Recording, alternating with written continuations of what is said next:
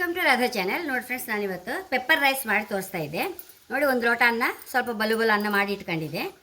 ಮತ್ತು ಒಂದು ಗೆಡ್ಡೆ ಬೆಳ್ಳುಳ್ಳಿ, ನೋಡಿ ಒಂದು ಗೆಡ್ಡೆ ಬೆಳ್ಳುಳ್ಳಿಯನ್ನು ಸೊಲ್ದು ಲಾಕ್ ಮಾಡಿ ಪೀಸ್ ಮಾಡಿ ಇಟ್ಕೊಂಡಿದ್ದೆ. ಈಗ ಒಲೆ ಮೇಲೆ ಬಾಣಲ್ಲಿ ಇಟ್ಕೊಂಬ, ಒಂದು ಚಮಚ ತುಪ್ಪ ಹಾಕ್ಕೊಂಡೆ. ನೋಡಿ, ಬೇವಿನೆಲೆ ಸ್ವಲ್ಪ ಫ್ರೈ ಮಾಡಿ ತೆಗೆದಿಟ್ಕೊಂಡಿದ್ದೆ.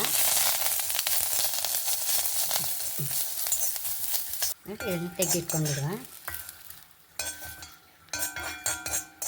ಇನ್ನೊಂದು ಚಮಚ, 2 ಚಮಚ ತುಪ್ಪ ಹಾಕೊಂತ ಇದ್ದೆ. ಕತ್ತರಿಸ್ಕೊಂಡ ಬೆಳ್ಳುಳ್ಳಿ ಹಾಕೊಂಬ.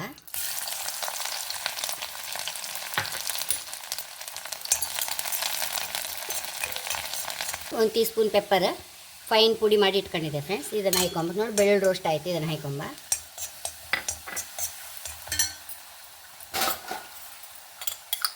ಒಂದು ಸ್ಪೂನ್ ಹಸಿಮೆಣಸು ಸಣ್ಣ ಕೊತ್ತರಿಸಿದ ಹಾಕಂತ ಇದ್ದೆ.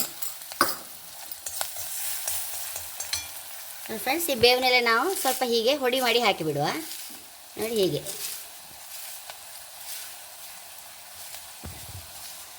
ಇದನ್ನು ಹಾಕೊಂಬ. ನೋಡಿ, ರುಚಿ ತಕ್ಕಷ್ಟು ಉಪ್ಪು,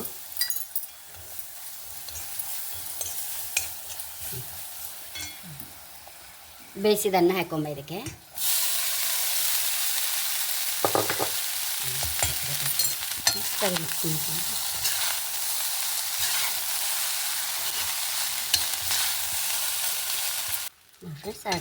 ಮಿಲಾಕತಿ ಆಯ್ತಲ್ಲ.